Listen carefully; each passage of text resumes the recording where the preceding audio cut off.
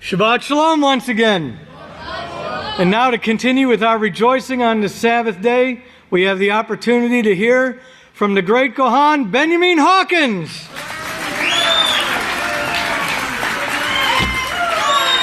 Shabbat Shalom, saints of Yahweh. You're all so beautiful. May the peace of Yahweh be with each and every one of you. You may be seated. Great Sabbath day. Praise Yahweh for that cool weather. It's a little bit cooler than the 106 I've been dealing with for the last few days. But it's really great to be back amongst Yahweh's people once again and to bring forth the message that I have today. Title of my sermon is, The Reverence of Yahweh is the Beginning of Wisdom. And before I get into my sermon, I would like to give you all a little bit of encouragement. Just a few days ago, I was talking to a judge. You all know, remember Judge Hale, who we are having classes in his court at the 406 court. And he is still standing strong for the Peaceful Solution Character Education Program. But now we've gone deeper and we're doing a couple classes a day. And he came into the room the other day and he sat down with the men and he told them, I hope you all are listening to every word that these people are teaching you, because they are experts in this field. That's coming from the worldly officials. Keep praying for them, like the great Kahan just said. Keep praying for them because they are supporting this work and they are being pressured. You're all doing a great work. Keep it up. You know, also there's a student yesterday, one of my students, I can't reveal his name, but he had a backpack on. Me and him were walking. He always helps me carry my books back to the office that the students use. And I said, that's really a great idea to have that backpack to carry your books. And he goes, well, I carry all the Peaceful Solution books in it. He's got like 3 books because he's taken like 3 classes already, and even comes when he doesn't have to and sits in the classes. So this Peaceful Solution is changing the hearts and minds of the people. Be encouraged. Now, someone recently asked me a question that I would like to ask, or I'd like to answer from the podium. They asked me if I was under mind control. If Yisrayl Hawkins, if I was under mind control, and I told him no, I practice self-control. And I told them that, you know, if I couldn't choose, I choose to be righteous. How about you? Do you all choose righteousness? I mean, is your name, are you not baptized into the family name of Yahweh? Isn't that what your name means? I choose to be totally righteous. So yes, nobody's forcing anybody in the house of Yahweh to be righteous. We love to be here. We love to be here. It's the greatest place on the face of the earth. So I just wanted to set the record straight. Yes, I am Yahweh, and you are Yahweh, okay? And we serve Yahweh. We're family. Please be opening your scriptures to Romans chapter 12, verse 1. Romans chapter 12, verse 1.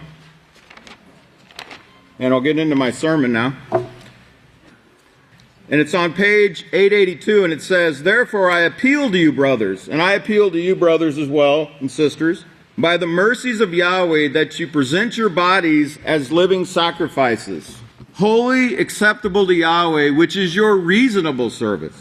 And do not be conformed to the pattern of this world, but be transformed by the renewing of your mind, that you may be able to test and prove what is the righteous and acceptable and perfect will of Yahweh. Turn over to 1 Corinthians 10 along those same lines. 1 Corinthians chapter 10. Found just a few pages over. And we're going to look at verse 14 first, that says, therefore, my beloved, flee from God worship, the worship of Elohim, or God worshippers, worshippers of Elohim. Verse 18, consider Israel according to the flesh. Are not those who eat of the sacrifices partakers of the altar? Verse 20, but I say that the things which the Gentiles, now you remember what the Gentiles means. Those outside the house of Yahweh are Gentiles. The things which the people outside the house of Yahweh sacrifice, they're sacrificing to demons and not to Yahweh, and I don't want you to have fellowship with demons or demon worshipers. You cannot drink the cup of Yahweh and the cup of demons. You cannot partake of Yahweh's table and of the table of demons. That word sacrifice, look over on the side note A. To sacrifice is not to burn a piece of meat. If that was the case, I'd be having it every night because I burn everything when I cook. It means sharing. Sharing.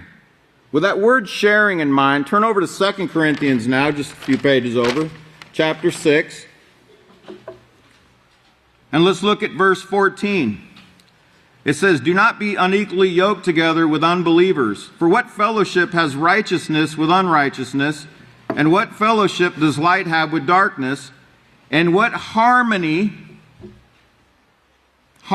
can there be between Messiah and Belial, which is saint and worthlessness? Look over to side note C. Side note C. And keep that word harmony in mind, because it says agreement in feelings.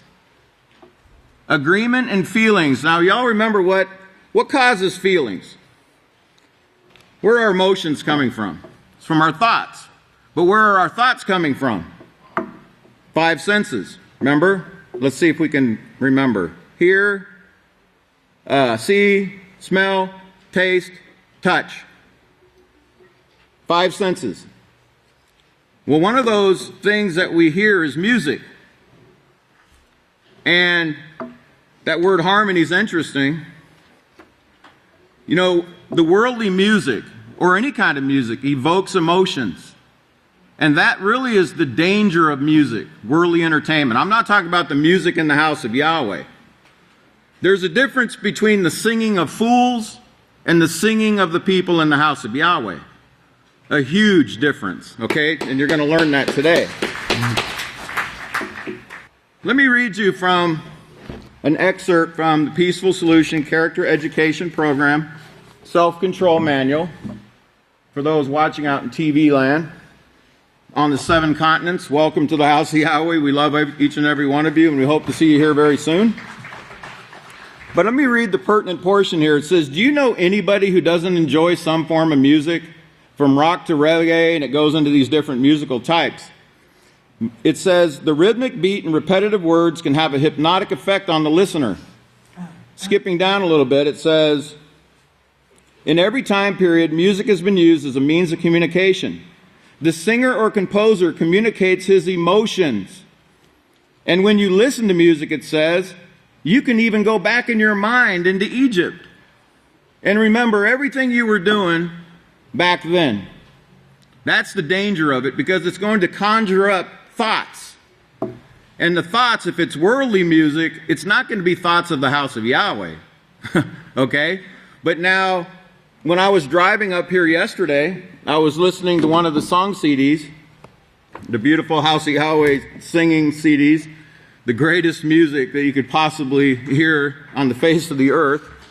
And one of the songs was saying something like, do you remember when your walk with Yahweh first began? And it was trying to get me to recall how I felt when I first learned about Yahweh's work and the Yahweh's house. And I'm going to tell you, that really strengthens you when you do that. And music is a very powerful form of teaching. That's why children learn the ABCs by music and so on and so forth, because it's a very powerful tool in teaching. And it evokes emotions. But when you're listening to the House of Yahweh music, and you're listening to that teaching from the House of Yahweh, it brings forth emotions that remind you of what? The world? Absolutely not. It reminds you of things that you've gone through in the House of Yahweh and the teachings that pastors brought forth to us. It's an awesome tool. And I'm appreciative of it. And I know that I hope one day Pastor brings a sermon about the singers that used to go out with the children of Israel into battle and things like that, because those people were very important, the singers. Now, worldly movies and all that, they do the same thing. They evoke emotions too. Okay? Look at verse 16 again in 2 Corinthians chapter 6. It says, and what agreement does the house of Yahweh have with God's?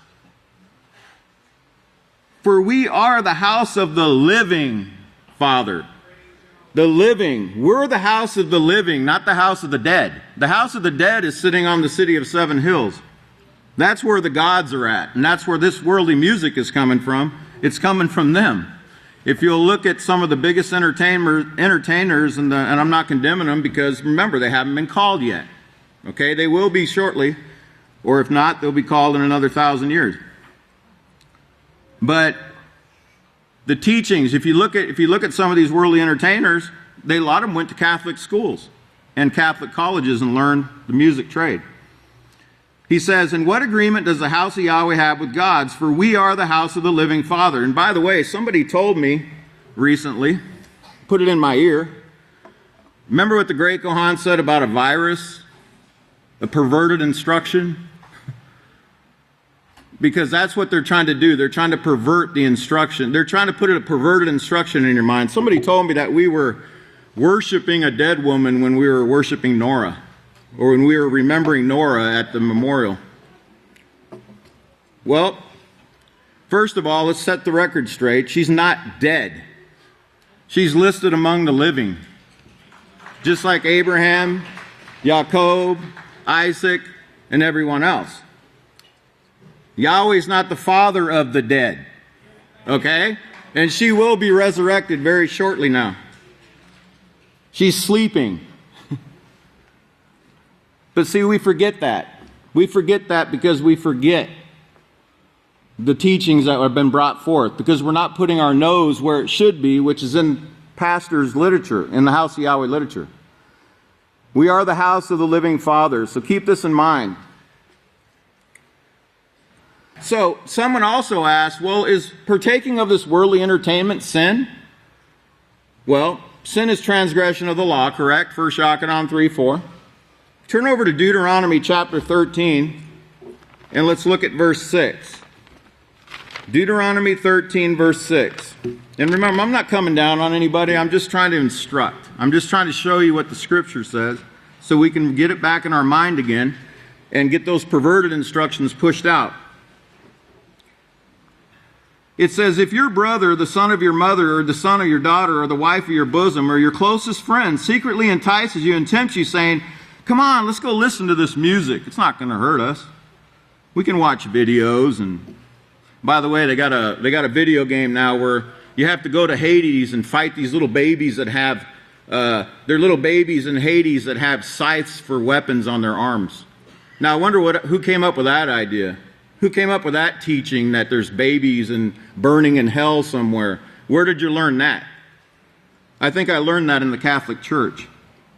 It says, "Let us go and worship gods that neither you nor your fathers have known.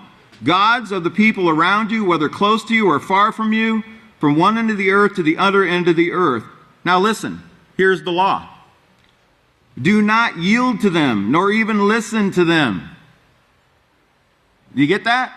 That word listen, underline that. "Do not even listen to them. Show them no pity. Do not spare them nor conceal them." Turn over to Exodus 34. Exodus 34, a few pages back. Exodus 34. And we're going to look at verse 15. Where it reads, "Be careful to make no treaty with those who live in the land, for when they prostitute themselves to their gods and sacrifice to them, they will invite you and you will eat their sacrifices. You'll be a partaker with them. You'll share with them.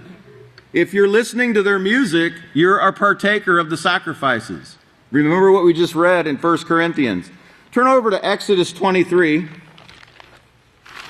just a few pages back. And let's look at verse 33. It says, "Do not let them live in your land, or your living room, or your bedroom, or your car." Okay? "Or they will cause you to sin against me." Remember, sin is transgression of the law. "For if you worship their gods, it will certainly be a snare unto you."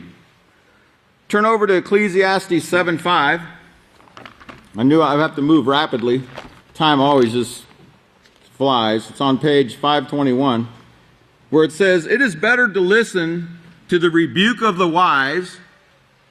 That would be who? Pastor Yisrayl Hawkins, the one sent, the chosen branch in these last days, it is better to listen to the rebuke of the wise than for a man to hear the singing of fools. The singing of fools. Now, we must reverence Yahweh by hating all forms of evil. And for your notes, well, actually, why don't you turn over to Deuteronomy 7, verse 26. Deuteronomy 7, let's look at verse 26 on page 153, and it says, "You must not bring an abomination into your house, or you will be doomed to destruction." Well, put together what we just talked about. But not just your physical house. Is your body not a house? Did we not just read in 2 Corinthians 6:16? Maybe we didn't. Let's go back over there, 2 Corinthians 6:16. That way nobody tells me I didn't give you enough scriptures to go over today. I want to give you plenty of homework here. It says, "In what agreement does the house of Yahweh have with God's? For we are the house of the living Father. As Yahweh said, I will dwell in them and walk among them. I will be their father and they will be my people." Not just your living room and your bedroom, but the house of your body and mind. Because if you allow them into your mind, you're allowing the virus, the Jesus virus, as one of the great Kohans called it. It has some other names too, but it's not. And remember what viruses do, what they attack and how they rape and kill and destroy. So if there's a war going on in your mind right now, what are you listening to? Who are you listening to? Where is this war and fighting coming from in your mind? Why are you angry with the house of Yahweh? There's nothing to be angry if we would just believe the teachings and if we would just read the literature. And if you have a question, if you don't understand something, that's not a sin. It's not a sin not to understand. There's many things that I have not understood, but I'm telling you right now, if you'll just wait, you'll get the information. But if you give in to that voice that says, "Hey, psst, Yisrayl Hawkins not the witness, I am. I'm the witness. Come over here, little girl or little boy." You went off the path. Why did you listen to them? It says, "Do not spare them or conceal them. Show them no pity." Now, if we have the mixture, turn over to Deuteronomy, actually, Leviticus 19:19. Because remember, we're trying to avoid the mixture in the house of Yahweh. The mixture of righteousness and evil. Look at Leviticus 19:19. And I'm building up to a point here. It says, "You must keep my statutes. You must not let your livestock breed with another kind. You must not sow your field with mixed seed." And remember, Yahshua said the field is the world. He said the seed is the word of Yahweh. And the seed is what's being planted. If you're mixing seed, if you're allowing the teachings of another teacher into your mind, this is what's causing the confusion in your mind. You're listening to another teacher other than Yisrayl Hawkins. And that, by the way, is in Matthew 13:3 and 19, Luke 8:5 and 11. I don't have time to go there, but for your notes. "And the children of kingdom are the worthy seed."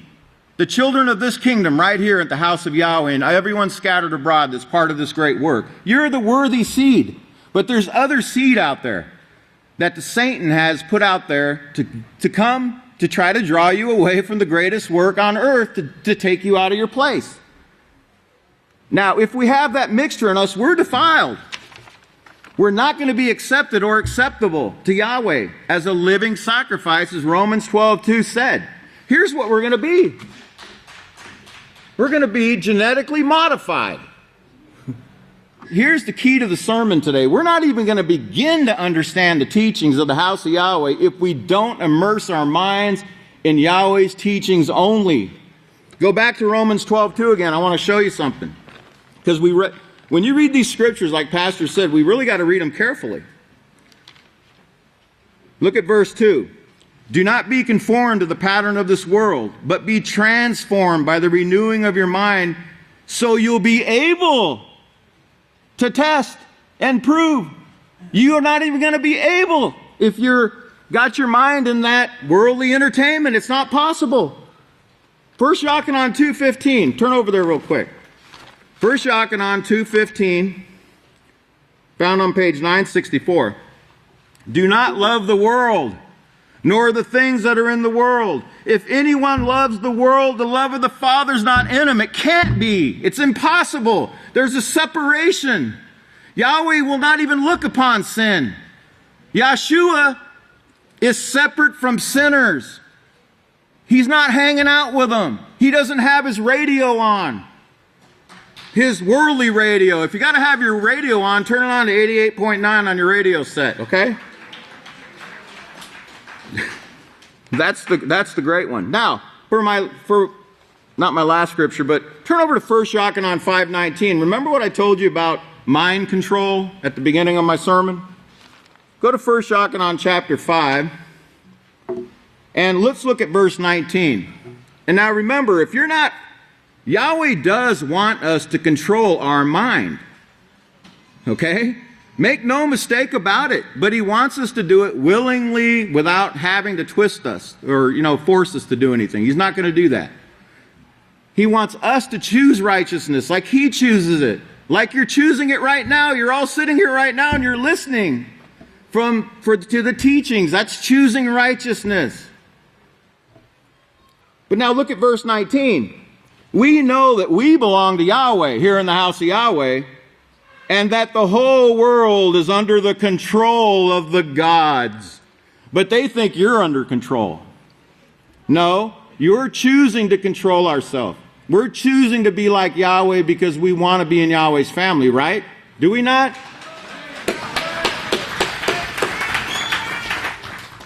Look at let's read the rest of that. And we know that the Son of Yahweh has come. Yes, Yeshua Messiah is a son of Yahweh, but he's not the only one. Pastor Yisrayl Hawkins is a son of Yahweh, and he has come and he has given us an understanding so that we can know him who is true. Yahweh is true. Everything outside of here is a lie. It's a mixture, it's a lie, and it will genetically modify you. Stay away from it. We got so much beautiful entertainment in the house of Yahweh. We have the sermons, we have videos, we have music, we have everything you could possibly want. Why turn back to the worthless gods? He says, for we are in his Son, Yeshua Messiah. If you abide here in this house, you are in him because you're following his witness that he's working with. They're working together. Little children, my last scripture, verse 21. Little children, I speak to everyone here, the big children with the big suits and the little children as well. Children, by the way, get involved in the work. We need you desperately. Parents, get your children to the classes and get them to the peaceful solution classes so they can help us. Little children, keep yourselves from the defilement of gods. Please, everyone, Psalm 111, verse 10, look it up. Remember, the reverence of Yahweh is the beginning of wisdom, and you can't even begin to understand the teachings of this house. If you're not understanding, remember, go back and remember who taught you these things. It wasn't anybody but Yisrayl Hawkins. Praise Yahweh for the greatest teacher on the face of the earth that Yahweh gave us. And with that, Yahweh bless you, and Yahweh continue to bless your Sabbath. And I'd like to turn it over now to the great Kohan Safanya. Praise Yahweh. Shalom, everyone. May the peace of Yahweh be with each and every one of you. Please be seated. We have a set of news articles this morning, and it's mostly focusing on the love of the many growing cold. And the first one is suicide in the military, and it broke another record last month, and it was even hard to find this story. It's like they only cover these things when they want to, and they cover them all at once, all the stations, and so you have to kind of go to these oddball stations to see the story. But they send these young men into the military, which the purpose of the military is to kill people and break things, and they teach them to overcome. They strengthen their carnal minds, and so it should be no surprise to them that they end up with these increased numbers of suicides. Because remember, the wages of sin is death, and sometimes the method of payment is suicide. And that's what you're seeing in these articles here. Now then they show bullying of a 69-year-old school bus monitor. And what's interesting about this, she handles it actually very well. This woman, she could probably be used to teach our program, but she handles the bullying very well. But they say the news commentator wonders if the bullying is on the rise or if it's just that we have these video cameras that are able to take pictures. And they're kind of wondering this out loud. And I'm thinking, as if a school bus is some distant planet and we now have this telescope that can see. Everyone's been on a school bus and everyone knows this has been going on forever. There's no denying it. But this woman's pretending like we're really not sure if this has been going on, but it has. It's been going on for decades. Bullying always goes on in these school buses. But they're pretending they don't really know. And it's kind of along the lines of how they're going to reduce these suicides. They're just going to change the numbers. Because the problem to them is not the suicide. It's the people getting mad about the suicides. And so they're going to take the suicides in the military, and they have a leeway there. They can classify them as accidents. They can classify them as murders. So they're going to get those numbers down somehow, but they're not going to get them down by reducing the suicides, because they're not going to the core of the problem, which is the carnal mind. In order to get rid of the suicides, they're actually going to have to get rid of the military. They're going to realize that shortly. And then we have a shooting of a family in the French Alps, and that was a tragic story involving a 4-year-old girl who was alive probably because she obeyed her mother before the mother died. And then we have a shooting in Quebec with the Premier's Victory Party, and this is actually a much more significant story than most might recognize. It's not covered in this news article because it was too soon after the story, but this is actually the beginnings of a civil war in Canada, and possibly a war between the UK and Canada. And then there was a shooting in a supermarket in New Jersey with 3 or 4 people killed, and that was undercovered because of the recent mass murders. And then we have Jan Brewer, who's angry about people that are these immigrants that make up this country. But this is a classic example of someone's inner character showing on their face. So let's play the video. Pay close attention. What you're about to see is Bible prophecy being fulfilled.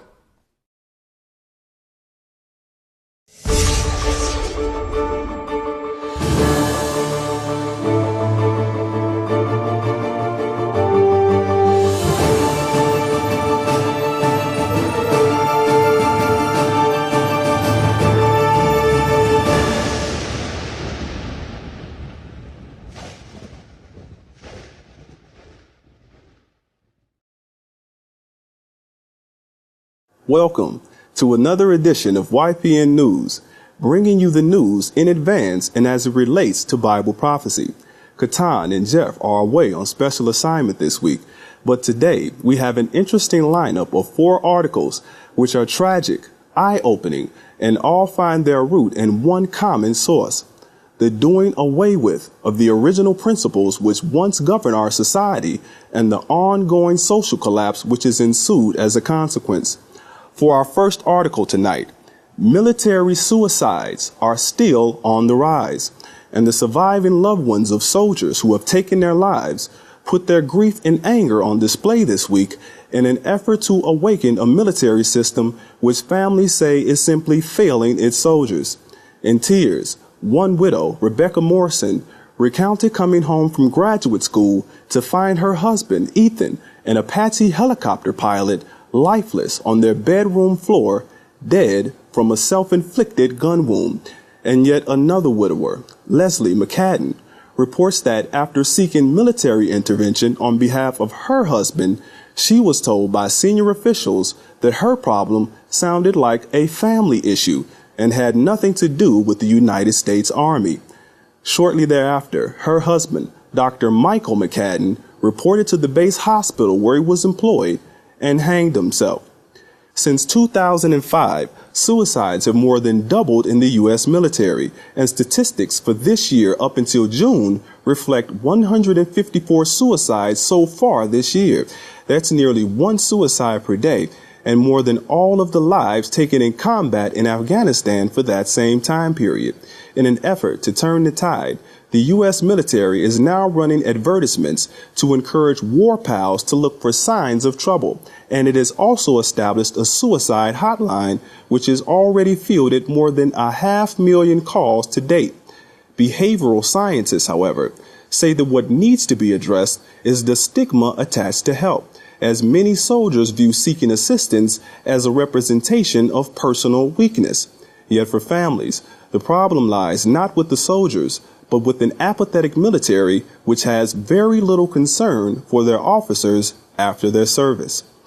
In keeping with the theme of love growing cold, a cell phone video of a 68-year-old grandmother being bullied on a school bus is breaking hearts all across the globe this week. The video, taken by a passenger, shows several students taunting and teasing the bus monitor, calling her names, poking her, and even making reference to a family member who had died by suicide. And recalling the incident, Karen Klein, the elderly grandmother, says she didn't want to break down in front of them. She didn't get mad at them, but tried her best to distance herself from the bullying, but the boys just kept coming. After seeing the video, which is igniting outrage all across the country, the father of one of the children reports attempting to counsel his son, but being choked up with tears in what was a very emotional encounter. The student who recorded the video says that he never thought that it would go this far, and he now regrets that the incident occurred. For more evidence of the sorts of tragedies shaping the character of our children, this week in Canada, a 4-year-old girl was found at the scene of a horrific massacre, buried underneath the bullet-riddled bodies of several victims. This was just one day after an unexplained shooting rampage left 4 people dead and one 7-year-old girl hospitalized. The 4-year-old girl had spent 8 hours in the back of a BMW with British license plates, buried beneath several bodies, one of which was the child's mother, before she was finally discovered. Oddly, a British cyclist who had earlier been reported missing was also found dead beside the vehicle. The local French prosecutor struggled to communicate to reporters exactly why it took so long to find the young survivor. His response was that the initial call reporting the incident didn't include information regarding the young girl's presence. An investigation is still ongoing. But from London, British Deputy Prime Minister Nick Clegg, in an interview with the Associated Press, expressed the collective shock of the British people. At present, the Canadian government is barricading the road to within a 2-mile parameter from where the bodies were located, and officials say searches are still continuing in the surrounding forest. From barricaded Canadian roads to bare-knuckled Canadian politics, there was yet more turmoil in Canada this week as the newly elected Premier of Quebec had to be hustled off stage by security personnel after a gunman opened fire at one of her victory celebrations. One man was killed in the incident and another man was seriously injured. The gunman exited the building by throwing a petrol bomb which ignited a fire, but he was then quickly apprehended and several weapons were then confiscated from the 62-year-old assailant who was dressed in black and chanting, "The English are waking up." Despite that, the Quebec police are said to still be searching for a motive. In the meantime, the newly elected premier must now set about the business of leading her province, and one of the first things of which will be mourning for the lone victim of the shooting. To the south, here in the States, outbursts of violence are producing similar instability, and just recently, yet another public area was struck by a shooting. This time, a supermarket in Oak Ridge, New Jersey, and so far, multiple people have been listed as injured, and 3 people, including the shooter, have been confirmed as dead. For our last story tonight, if only looks could kill. In an open display of disagreement and disdain, an advocate for stricter borders held a news conference this week to voice her objection to President Obama's proposal to grant amnesty to nearly 1 million people seeking U.S. residency. The anti-immigrationist called the proposal an outrage and blatant pandering on behalf of a president seeking to shore up his political base in order to gain re-election. In her thinking, America is broken because its borders are broken. But for many, her sentiment, as well as those who are like-minded, is a rather perplexing thing to note, since historically speaking, it was the same policy of liberal immigration which made their presence here in America possible. From suicide to bullying, and from multiple murders to intolerance and bigotry, It is clearly evident from our articles here tonight that the world is in desperate need of moral guidance. And to offer just that very thing, the House of Yahweh in Abelin, Texas, publishes and distributes a monthly magazine and newsletter. To receive your free subscription, write the House of Yahweh at P.O. Box 2498, Abilene, Texas 79604, or call them at 1-800-613-9494. And for all calls outside of the United States, you can call the number on your screen. Please, stay tuned as Yisrayl Hawkins teaches the scriptures and makes plain Bible prophecy. For all of us here at YPN News, I'm Larry McGee. Thank you for joining us.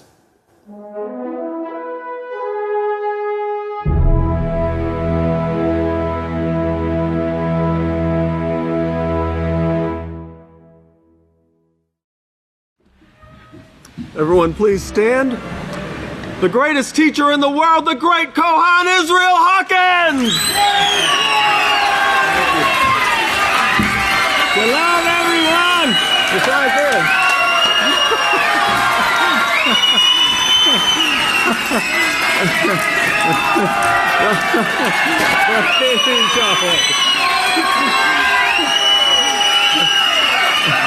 Wonderful, wonderful. You may be seated. I know Yahweh's hearing that because he says his eyes and his heart are with us. If you notice, the world has nothing to cheer about. That look on her face there at the end of that. I've seen pit bulls that look better than that. Pit bulls getting ready to fight. The gossip this week. May the peace of Yahweh be with each and every one of you. The gossip in the house of Yahweh. It's really enormous here lately. And this week, it was about grasshoppers.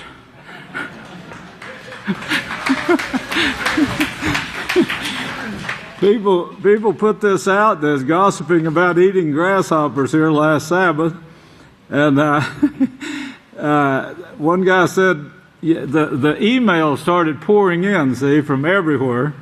One guy said, "I'm glad I finally got up nerve enough to eat one of them. They're absolutely fantastic," he said.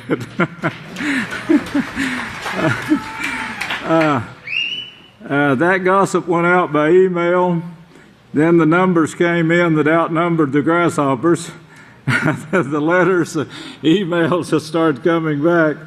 And the question is, can we get them again at the feast so we can get some of them? Oh, I thought that was wonderful. Praise Yahweh.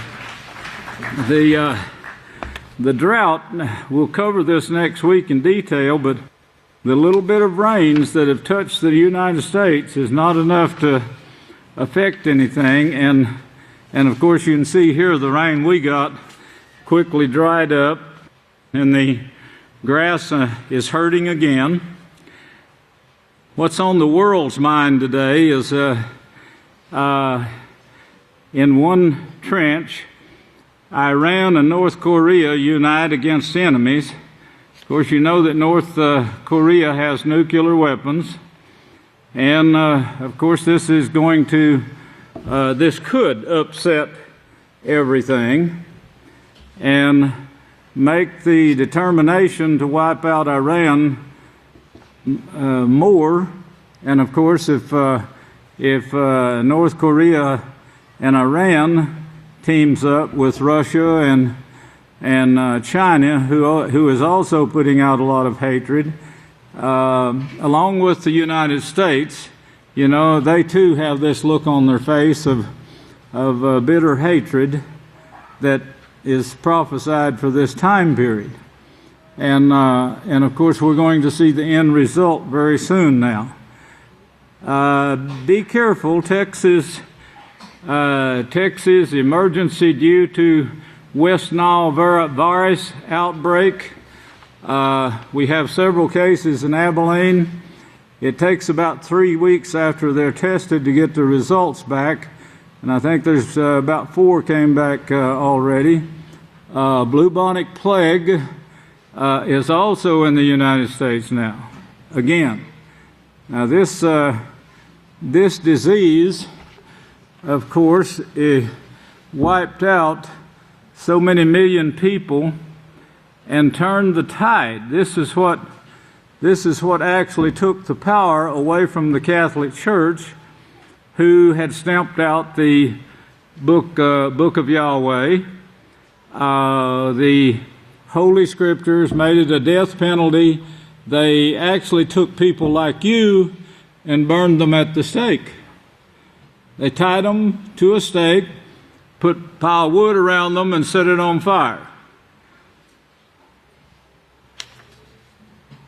We've got some great information that we intend to show during the feast on this, but this is how kind the Catholic Church was to those who wanted to follow the Holy Scriptures like you do.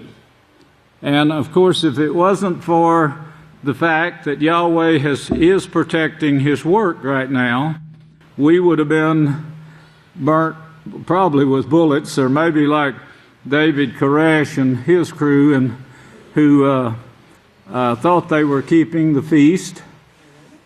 They tried anyway.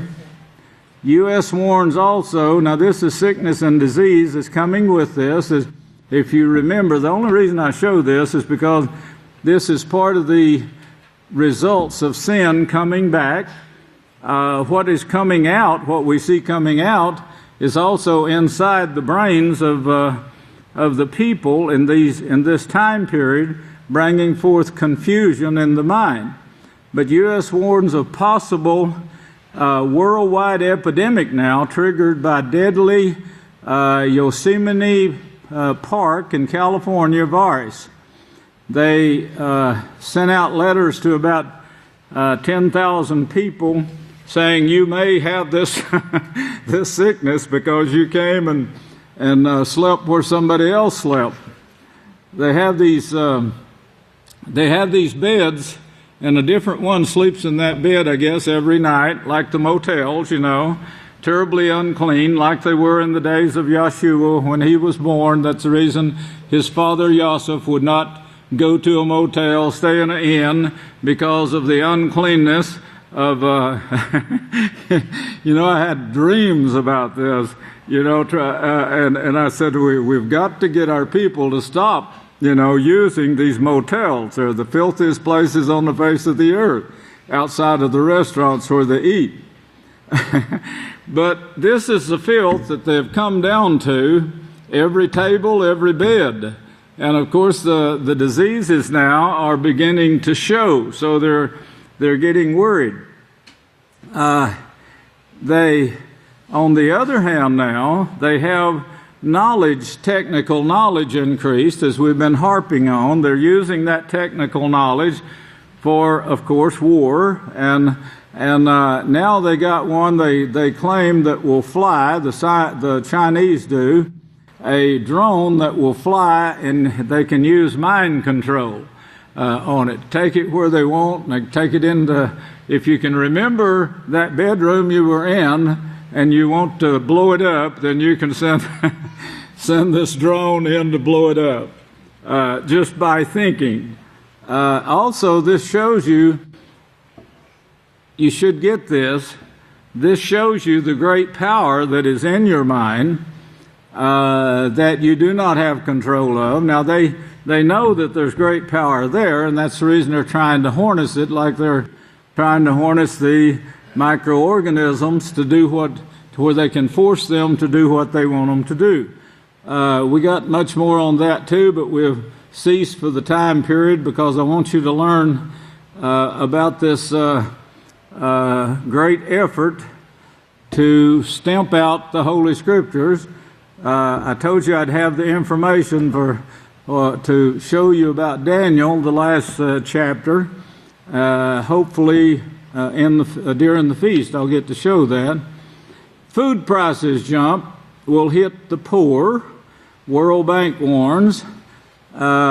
it says global. Now, they said it was only supposed to rise like 4% on some items.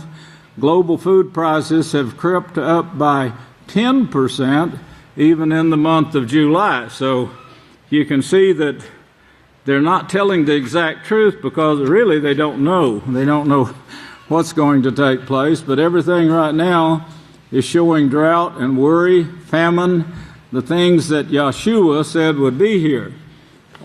Today I want to point out the hatred, because these films that we showed you here, they were for that purpose, to point out the hatred. The scripture that said every man's hand would be turned against the hand of his brother. You wouldn't seek your brother for because you loved him and wanted to associate with him, but you'd seek him with a net, one of the prophets said, in order to entrap him. And of course, this all took place. It's taken place even greater in these last days because of the great weapons they have. But the hatred and deception that we see that goes with it. You know, Yahweh says the whole world is deceived. And of course, I want to give you two scriptures, because Christians, they say, well, the House of Yahweh is saying the whole world is deceived, but they're not. Yes, I want to show you that we don't interpret the scriptures. The scriptures interpret the scriptures. Turn over to Revelations 12:9, and I want you to get two scriptures in your mind. I hope everyone has a book of Yahweh. If you don't, make yourself a note and scratch yourself on the head before you come to services next week. The House of Yahweh is almost like the British Bible Society. We're determined to get a book of Yahweh in every hand. So if you can't get one, get with us, call us, something. We'll make sure. We'll make it possible one way or another. We'll let you work it out if that's need be the case. Gladly, we got work that needs to be done. But if you look at Revelations 12:9, Satan deceives the whole world. Now, of course, she does this through her ministers, her teachers, and we see, one example after another that the prophets warn us, the apostles, the Savior, deceive. They deceive the whole world. Now, you could put any interpretation on that you want to. The Baptists say, they're all deceived except the Baptists. The Methodists say the same thing. And, of course, the Catholics, they say no one has roots to the first priesthood, which is where the law was given to man, but the Catholics. And they claim roots to the Aaronic priesthood. They say they are the Aaronic priesthood.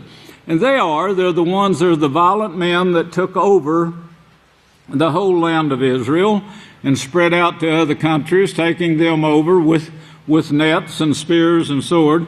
But hold that scripture right there and turn over for interpretation of this.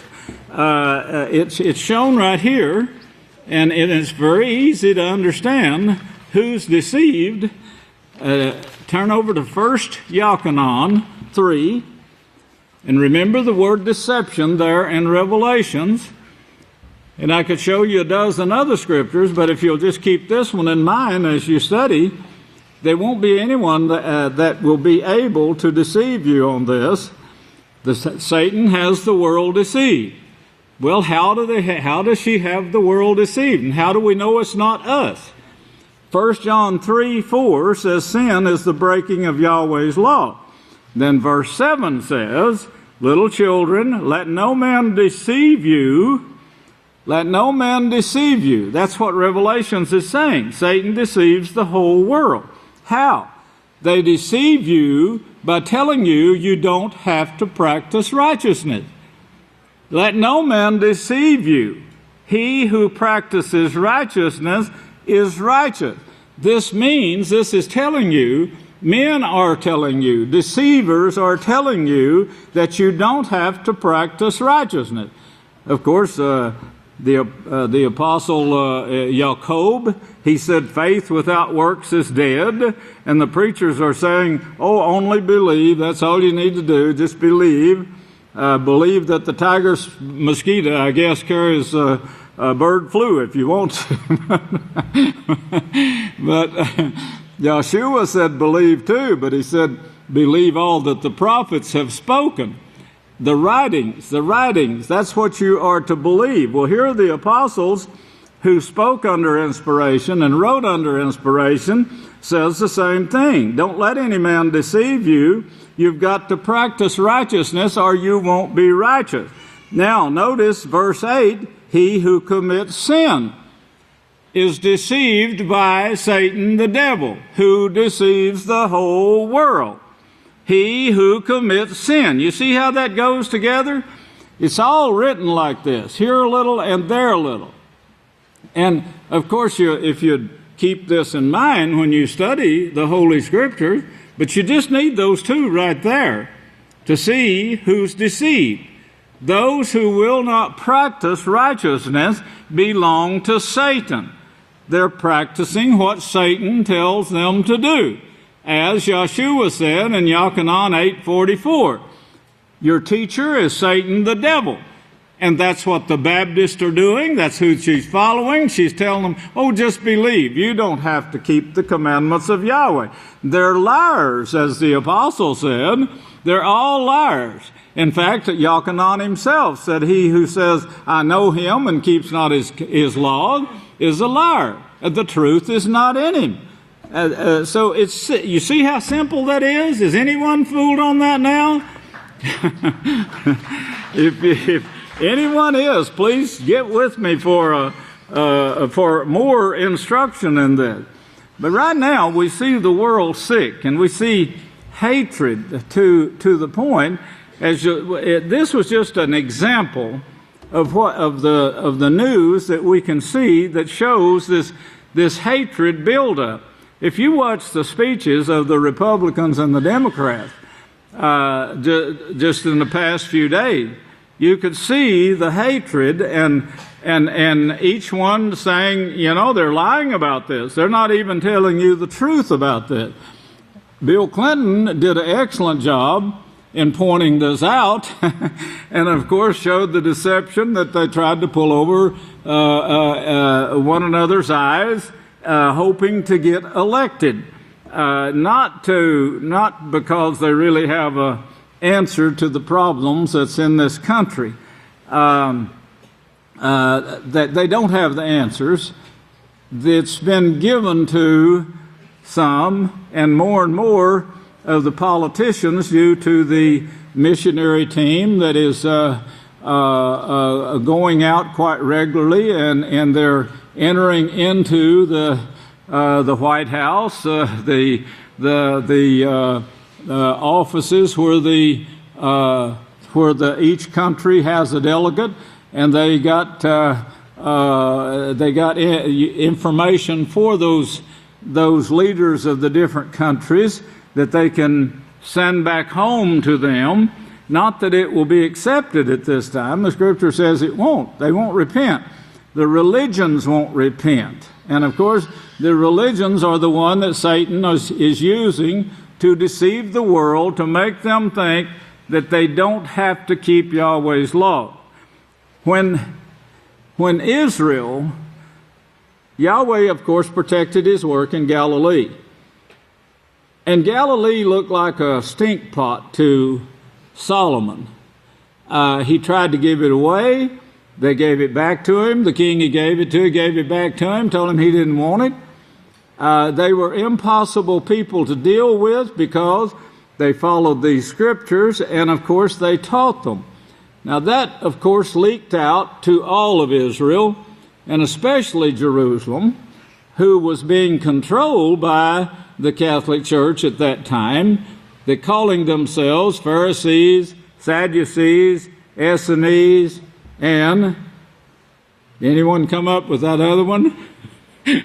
I told you I would, but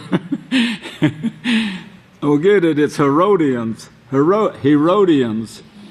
Well, I'll bring you more on that later. Don't get to thinking on it too hard. I want you to listen to the rest of this. But there was 4 of them, and the last one that I named was the one that uprooted along with their army, that plucked them up and transplanted them, as our people that work in the farm told me. He said, hey, that word there means the same thing we're doing right now, and it means transplant. And of course, I said, of course, they transplanted them from Israel to the 7 hills of Rome. And of course, they disguised themselves and with this mysterious form that the truth never gets out about it, behind closed doors. And who knows what goes on behind closed doors? Well, that's the way they took it, and that's the way they have it today, but they're the leaders of this hatred that is going on today. Well, this hatred, when the people wanted to follow the scriptures. In fact, the Muslims, if you read the history, they actually wanted to follow the scriptures, and they do to some extent today. They have a lot of holiness. They're not the House of Yahweh, so they're not in contact. And I told you years ago that these people, they're caught between a rock and a hard place because they don't have Yahweh's protection. And of course, Satan is trying to destroy all forms of holiness. Well, they saw that there was no way that they could live as Yahshua did.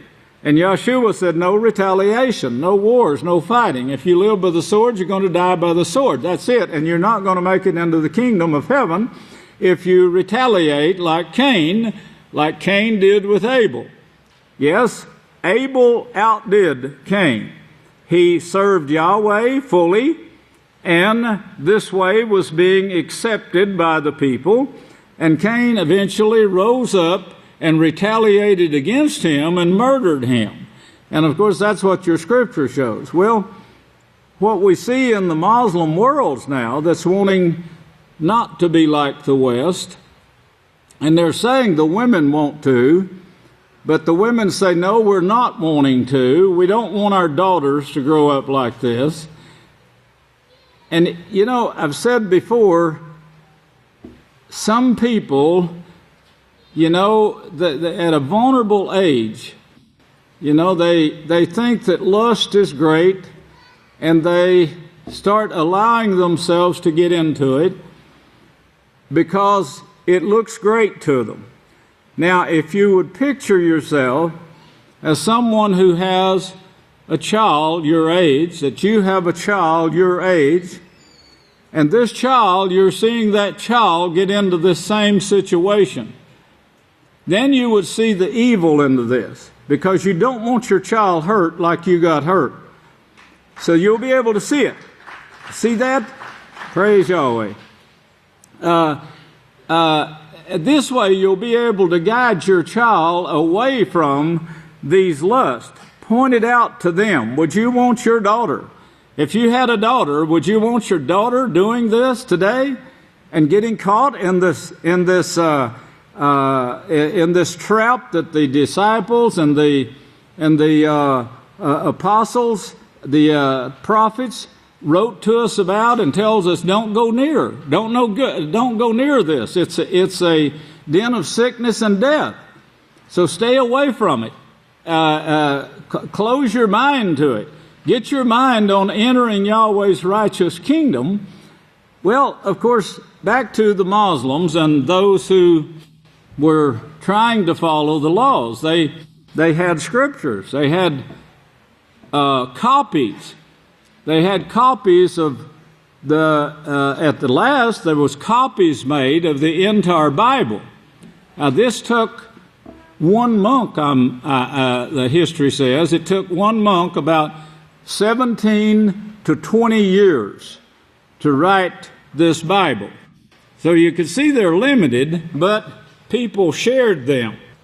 People shared them with one another. You had friends back then. You had friendships. If you remember, I told you about a syrup mill that my dad had. And he would go and make syrup at different places for different farmers. He was very particular about the syrup.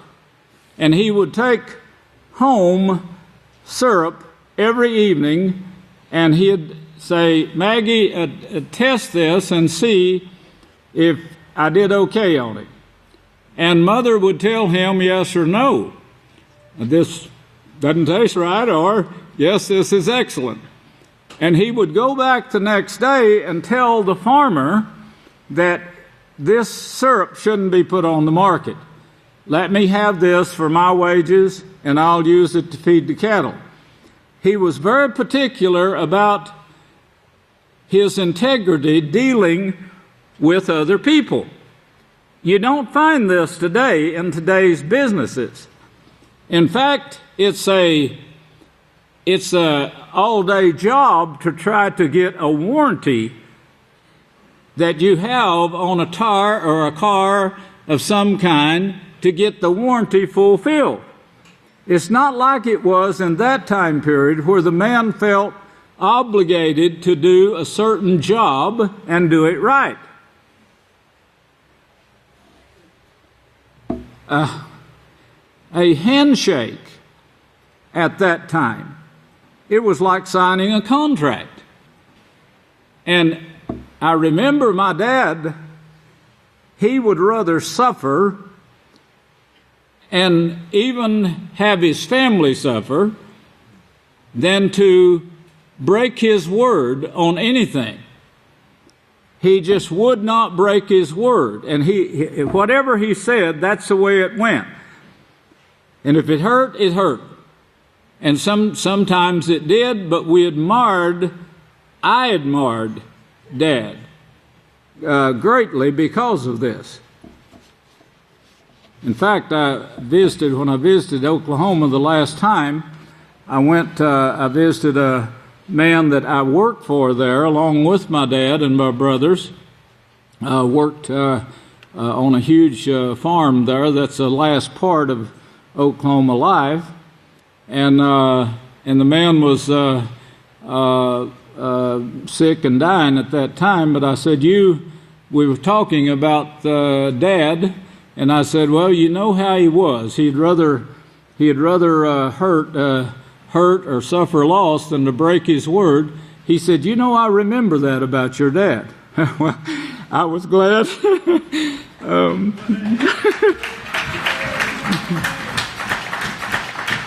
Anyway, there was also a protection a protection feeling, character that was taught by my family to the children.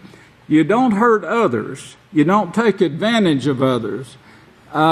You work to build up their benefit as well as your own. And Dad used to say you can't go wrong with this kind of character. Well, it's different today, and we don't see this anymore. It's disappeared. And this hatred that we're seeing now, it comes from a combination of breeding and, of course, teaching. And remember, you teach by your examples. Your children follow your example. So you're teaching them maybe not with words so much as you are your example. The training you get in school is not all the training you get, although the training that their children is getting in school is horrible right now. And the one of the worst things they have that is liked the most, of course, is the sports. And if you noticed on this week's news, they had football players that were dying of brain disease, and some committing suicide because I guess their minds couldn't control their bodies, or they were in such pain that they took their own lives. I think one man was only like 37 years old when he committed suicide, a football player. Why? And it showed how these people are getting hurt. And here's a football player that is running with a ball, and his feet goes up like this because someone hits him from behind, another one hits him in the front. His head hits the ground like you'd take a hammer and hit the ground. Boxers do the same thing. Their minds are boggled just after a few fights because the human body wasn't built for things like this. It was built to practice for Yahweh's kingdom, to learn, to strive, to train your brain, to feed it righteous food from Yahweh, not from Satan. And if you've done so in your scriptures, what comes from Satan is don't practice righteousness. That's the deception that's gone out into the world. The Muslims, back to them. They wanted to practice righteousness, and all history said they did. And they practiced righteousness as best they could.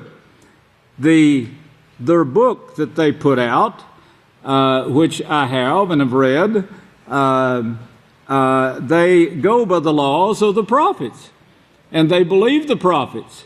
But the reason they practiced war, they was forced into it, they said. They were actually forced into it by the people who took over the 7 hills of Rome, the 4 religions that took over the 7 hills of Rome, and they took the land, all the lands, by force. They went out and they took it by force, and those who would not submit, they killed them. Those who would submit, they'd take them to a place like Babylon, retrain them, and relocate them again. And they had everyone. This is the way they forced the people under the hand of the Catholic Church.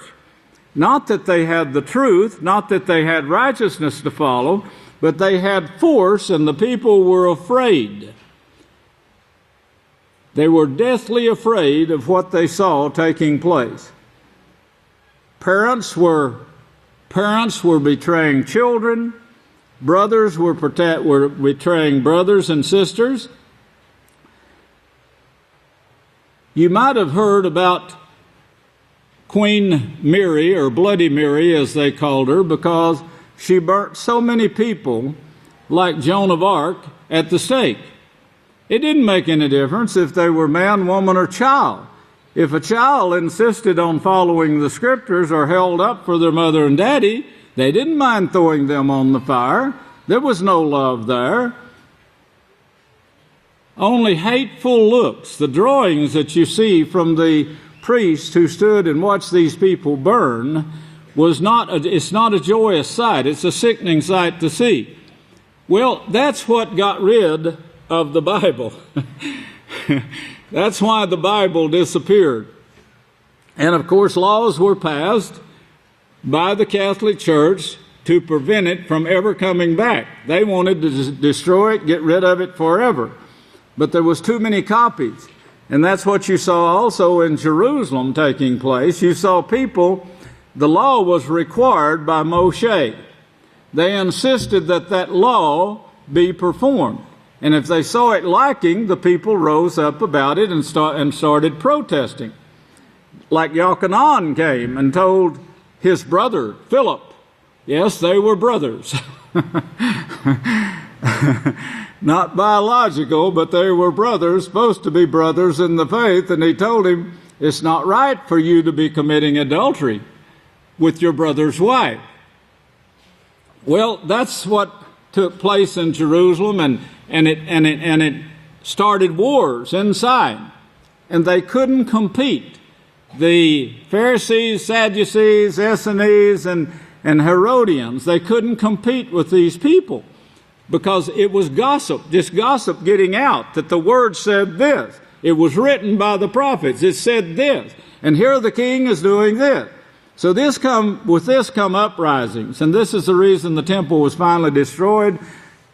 Zion plowed like a field, and they tried to capture then everyone and take them in bits and pieces to be retrained and send them out throughout the earth and kill off all that wouldn't accept it. But now we come in this time period. Right now, we have breeding over thousands of years here that's bred retaliation. The only ones that taught non-retaliation was Yahshua and his disciples and his followers. Well, those they had to get rid of, and they did. They called them crusades at the last, and they say, well, they started about 1300. They lie through their teeth. It's written throughout the Acts of the Apostles that they were crusading. The Apostle Paul was one of the great crusaders of the Roman Catholic Church at that time. And he went to the high priest and got permission to go and get these people and bring them back and kill them at the point of death. This took place all the time and written throughout the Holy Scripture. And they say, well, it didn't take place till 1300. Well, that was a big spread right then, but and of course it took place after they got rid of the laws too. The Crusades did, because they kept changing and trying to get rid of these laws. And the Crusades that you saw that really increased in the 1300s, of course, that's what we will get into next week because I do want you to understand the history of this, because Satan was out totally to get rid of this. But this breeding of hatred for anyone who kept the laws, you wouldn't think that a person, a young man who says, I don't want to participate in drunkenness, you'd think a person of the world would look up to that man, that young man. Right? No.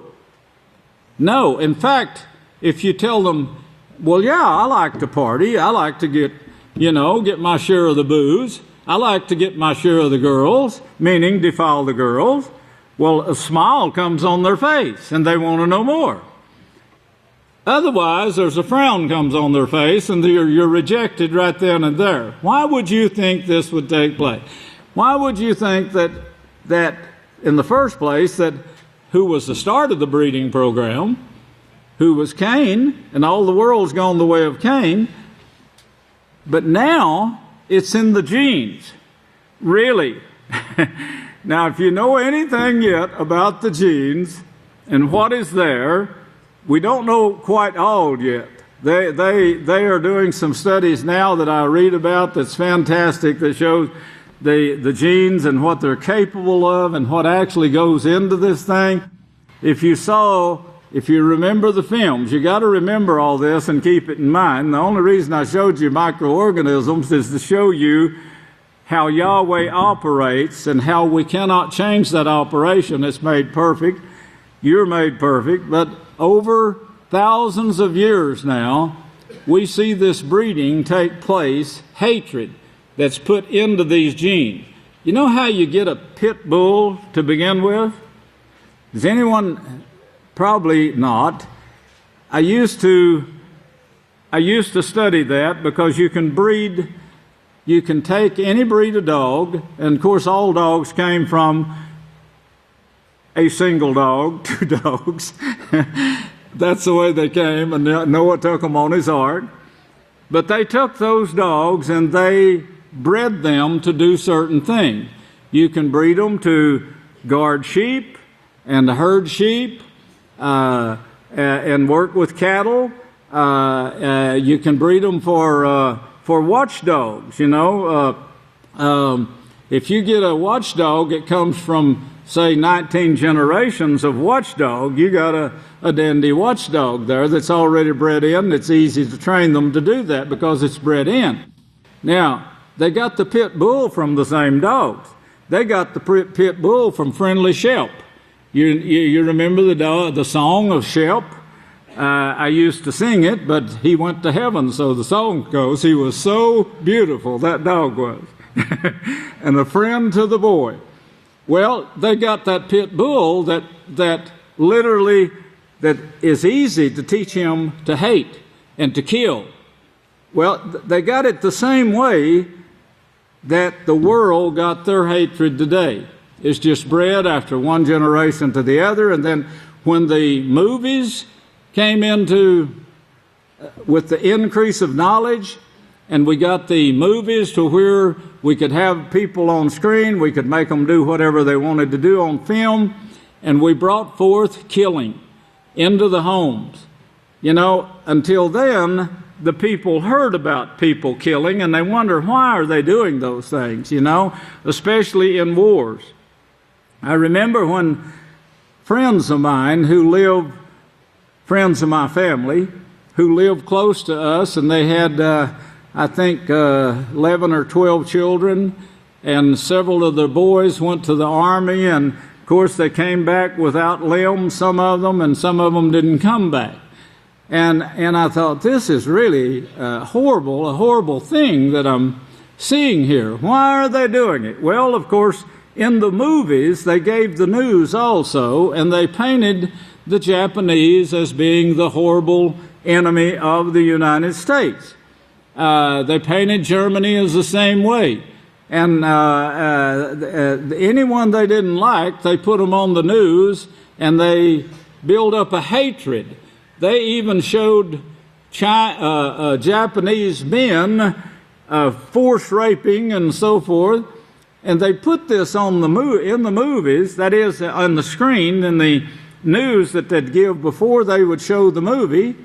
They would put this on the screen and build up a great hatred because they wanted men to go to the army and kill the Japanese.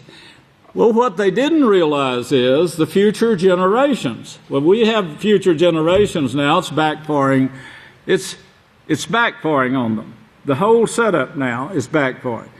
And these articles that you saw here, that was just played to you, suicides in the military, bullying and the bullying, the shooting of families, shooting at a victory party, shooting at a supermarket, the Arizona governor whose hatred is, she does her best to show on her face, seems like, for people that she doesn't even know. When I saw Barack Obama speaking of, you know, he said this is the right thing to do, and he was talking about not sending children back who were born in the United States and have and they're actually a United States citizen, but there's so much hate out there for anyone and everyone. They don't even realize why they hate these children and want them out of their sight, out of their country. I own this land, the pit bulldog said. I own this pen, and you're not welcome here. So they attack because it's been bred into them to do so. And this is getting worse. And it would get worse up until the last man was killed, if Yahweh allowed it to go that far. We know that there'll be training, of course, and we know that 2 billion people are going to be left. Our high priest and king, Yahshua Messiah, turn over to Matthew 24. He spoke of this time period and what people were going to be like and actually prophesied it. What makes prophecy so wonderful is that no man can prophesy, that is, can foretell the future. Only Yahweh can foretell the future. So you know He's talking to you. And Yahweh says, keep my Sabbaths, and you will know it's me that is sanctifying you, that is setting you apart, if you'll keep my Sabbath. Do you see the world rushing in here to keep Yahweh's Sabbath? No. This tells you again, who is deceived? Who Satan got deceived? And all the prophets and apostles say, keep the holy Sabbath. And the Sabbath there's still a seventh-day Sabbath for the people of Yahweh, but not for Satan. No, you won't see Satan's people rushing in to keep the Sabbath. But if you keep the Sabbath, you will know You should start realizing by now it's Yahweh who is setting you apart for this great, tremendous work. Well, here in Matithia now, 24, verse 3 shows that he's talking about the end and what will take place in the end of the age, the last part of verse 3. And then the first thing he says, be on guard that no one deceive you. Well, here we go back to who is deceived again. And of course, we know who is deceived. It's easy. He deceives the whole world. And then 1 John, who is a disciple of Yeshua, tells you plainly, those who practice righteousness are of Yahweh, the others are deceived. Righteousness, he says, is performance, practicing the laws of Yahweh. Breaking the laws is sin. That's simple as falling off a log backwards, and not half as dangerous. But here he says that be on guard that they do not deceive you. And then notice up here now, he names the famines which is coming with the droughts right now, and seems like it's spreading throughout the whole earth, not just the United States, but throughout the earth. And the little rains, if you noticed here on the news from Isaac, the big hurricane Isaac, that went up through and showed clouds everywhere, but if you noticed, there was not much rain in those clouds. And you know why? Now, because you've been studying about microorganisms, the things that the world couldn't care less about. They got a push-button telephone to send text messages, and their mind can't get past that. It's glued in on it. So they can't take time to study, not even for a few minutes, to build up their mind to think. Well, he shows that in the great earthquakes, as you saw several this week if you watch the news. Then verse 9, then they will hand you over to be afflicted. Why? Why would they hand these people over to be afflicted and to be killed?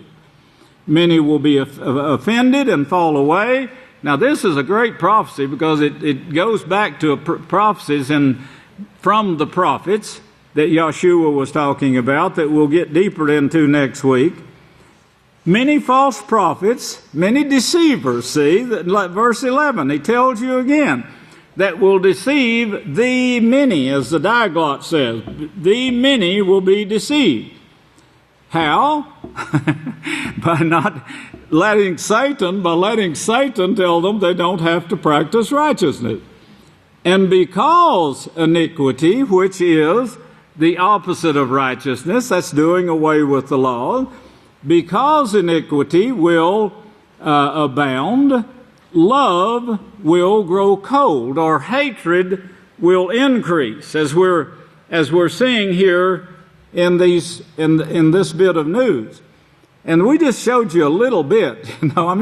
You watch the news in 1 week and you're almost crying at and hating to see any more. I say, why in the world do they just keep harping on these? Somebody killed this person at the apartment. Someone cut her head off. Someone did this or did that. But it's all just brutal now. Every bit of the news is brutality. And getting ready for the big one, the nuclear wars. Even the world's top men of the top countries, even though Barack Obama is trying to work out a peace, it's impossible. And Yahweh tells you it's impossible. We will do it in the end after the nuclear war. And then at that same time now, Yahweh shows, of course, that his message is going to be preached around the world. I want to cover one more scripture, if you'll turn over to Timothy.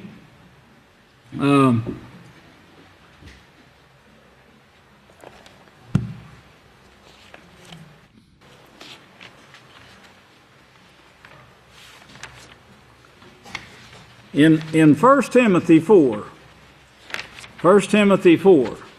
Now remember the breeding. Same way you get a pit bulldog is the way you get what we've got today in the world, because we see killings, we see, even on the news you see it. You see brutality. And of course this affects the mind. I used to say about soap operas, you know, the soap operas that I watched years ago, a person was either in trouble, or he was fixing to get into trouble, or he was just getting out of trouble. You know, and that was the total thing that you kept seeing over and over on the soap operas. And I said then, you can't watch things like that, you know, without it affecting your mind. Well, not only is it affecting the mind, it's affecting the breeding, it's going into the breeding. And here now in the apostles' work and the prophecies, he says, now the Spirit, and if you know what that's talking about, it's the prophecies. The spirit of the prophets is the laws and the prophecies. The Spirit. It's not a ball of gas up there. It's a spirit, a character that you get from these prophecies that tells you what is coming to pass. The Spirit speaks very plainly that in the latter days, in the last days, some will depart from the faith, giving heed to seducing spirits and doctrines of demons. That's Elohim. This is 1 Timothy 4:1. Speaking lies and hypocrisy, having their conscience seared with a hot iron, you know, and you might put together the ones who have fell away from the house and joined Satan in her attack in these last days, because that's another prophecy, and it's taking place. It's been taking place now for years. And speaking lies and hypocrisy, you know, I actually feel sorry. I read all these letters, or read a bunch of them. There wasn't no way I could read all of them. But the joy that I heard coming forth and saying, you know, what a wonderful time we had at the House of Yahweh last Sabbath.